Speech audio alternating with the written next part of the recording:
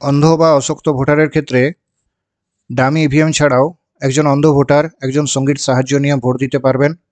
তবে ওই সঙ্গীর বয়স 18 বছর বা তার বেশি হতে হবে, অর্থাৎ 18 বছরের নিচে হওয়া চলবে না। একই সাথে তিনি একই বুথে একই দিনে একজন মাত্র ভোটারেরই সঙ্গী হতে পারবেন। এছাড়াও ওই সঙ্গীর কাছ থেকে একটি ঘোষণাপত্র নিতে হবে যে তিনি ভোটারের ভোটটি গোপন রাখবেন। ফর্ম 14A-তে ওই অন্ধ বা অশক্ত ভোটারের তথ্য লিখতে হবে। এছাড়াও মনে রাখতে হবে কোনো অন্ধ বা অশক্ত ভোটারের সঙ্গে কোনো ভোটকর্মী সঙ্গী হতে পারবেন না। অশক্ত ভোটার যারা নিজের একক প্রচেষ্টায় ভোট দিতে সক্ষম নয় তারা ভোটিং কম্পার্টমেন্ট পর্যন্ত একজন সঙ্গীকে নিয়ে যেতে পারবেন, তবে সেই সঙ্গী কোনোভাবেই ভোটিং কম্পার্টমেন্টের ভিতরে যাবেন না। তবে এই নির্দেশটি কেবলমাত্র সেই ভোটারদের ক্ষেত্রেই প্রযোজ্য হবে যাদের শুধু চলাফেরার জন্যই সহায়তা প্রয়োজন। তবে ধরুন এমন কোনো অশক্ত ভোটার যার হাতে কোনো সমস্যা থাকার কারণে তিনি ব্যালটিং ইউনিটে বোতাম প্রেস করতে পারবেন না, সেক্ষেত্রে তাকে সঙ্গীর সাহায্য নিয়ে ভোট দিতে হবে। সুতরাং এ বিষয়ে প্রিসাইডিং অফিসারকে সিদ্ধান্ত নিতে হবে। এছাড়াও ওই অন্ধ বা অশক্ত ভোটারের সঙ্গীর কাছ থেকে একটি ডিক্লারেশন নিতে হবে। এখন আপনারা দেখতে পাচ্ছেন সেই ডিক্লারেশন ফর্মের একটি স্যাম্পল কপি। এই ফর্মের মাথায় প্রথমে একটি ডিস্টিংগুইশিং মার্ক দিয়ে দিতে হবে। এরপরে এখানে বিধানসভার নম্বর এবং নাম লিখতে হবে। তারপরে কম্প্রাইজড উইথিন এখানে লোকসভার নম্বর এবং নাম লিখতে হবে। এরপরে সিরিয়াল নাম্বারের নেম অফ পোলিং স্টেশন এখানে বুথের নম্বর এবং নাম লিখতে হবে। এরপরে আই এখানে সঙ্গীর নাম লিখতে হবে। সন অফ এখানে সঙ্গীর বাবার নাম লিখতে হবে। এজেড এখানে সঙ্গীর বয়স লিখতে হবে। রেসিডেন্ট অফ এখানে সঙ্গীর পুরো ঠিকানা লিখতে হবে।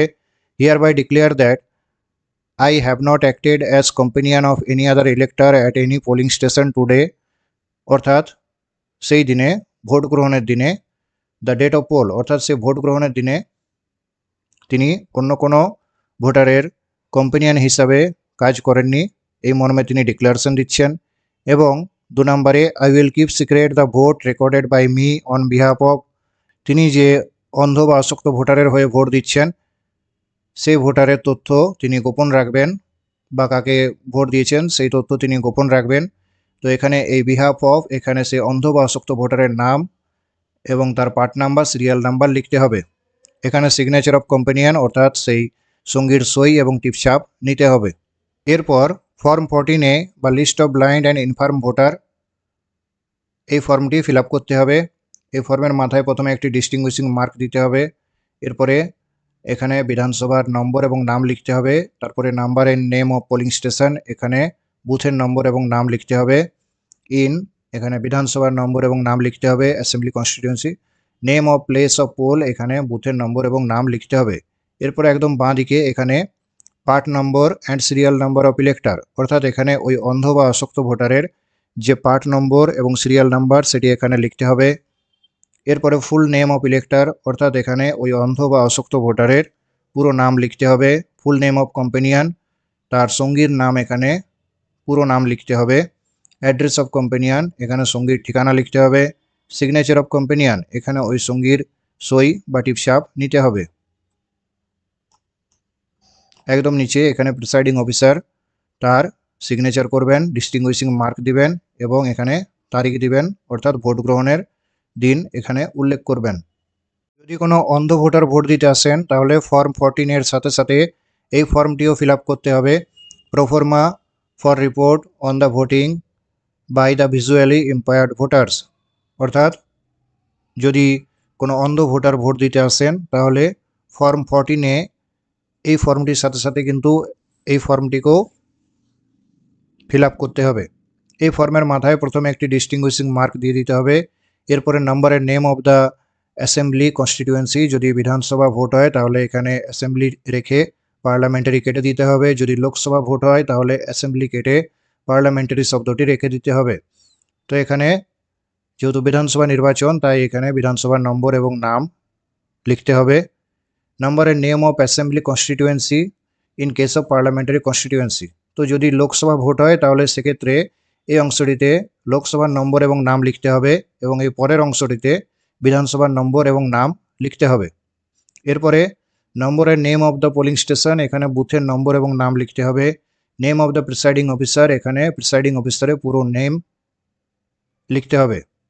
এরপরে সিরিয়াল নাম্বার এখানে রানিং সিরিয়াল নাম্বার দিতে হবে। Number of visually impaired voters turned up for voting, তো কতজন অন্ধ ভোটার ভোট দিতে এসেছিলেন, আমি ধরে নিচ্ছি 2জন ভোট দিতে এসেছিলেন। Number of such voters who use dummy ballot sheet in braille, তো কতজন ভোটার ব্রেল পদ্ধতি ব্যবহার করে ভোট দিয়েছেন, আমি ধরে নিচ্ছি এরকম 1জন ভোটার ভোট দিয়েছেন। Number of such voters who did not use dummy ballot sheet and preferred to vote using the provision of rule 49N, অর্থাৎ কতজন ভোটার যারা ব্রেল পদ্ধতির ব্যবহার জানেন না তারা একজন সঙ্গীর সহযোগিতায় ভোট দিয়েছেন। তো সেই রকম ভোটারের সংখ্যা, সেরকম অন্ধ ভোটারের সংখ্যা কতজন সেটি এখানে লিখতে হবে। আমি ধরে নিচ্ছি এরকম 1জন ভোটার ভোট দিয়েছেন যিনি ব্রেল পদ্ধতি জানেন না এবং তার হয়ে সঙ্গী ভোট দিয়েছে। Number of voters who used both the facilities, তো কতজন ভোটার এই ব্রেল পদ্ধতি এবং সঙ্গীর মাধ্যমে ভোট, এই দুটো পদ্ধতিকে ব্যবহার করে ভোট দিয়েছেন, এরকম ভোটারের সংখ্যা কতজন, তো আমি ধরে নিচ্ছি এরকম ভোটারের সংখ্যা নীল। এরপরে নিচে প্রিসাইডিং অফিসার তার সিগনেচার করবেন, ডিস্টিংগুইশিং মার্ক দেবেন এবং ডেট উল্লেখ করবেন। এরপর ধরুন এমন কোনো একজন অন্ধ বা আসক্ত ভোটার ভোট দিতে এলেন যিনি সই করতে পারেন না, অথবা তার হাতে কোনো আঙুল নেই যে টিপছাপ দিবেন ফর্ম 17A রেজিস্টারে, তাহলে এক্ষেত্রে ফর্ম 17A রেজিস্টারে ওই অন্ধ বা আসক্ত ভোটারের এন্ট্রি কীভাবে করবেন সেটি নিয়ে একটু আলোচনা করি। এখানে দেখুন 10 নম্বর সিরিয়ালে একজন অন্ধ বা আসক্ত ভোটার ভোট দিতে এসেছিলেন, তার সিরিয়াল নাম্বার এখানে লেখা হয়েছে, তার আইডি প্রুফ এখানে লেখা হয়েছে।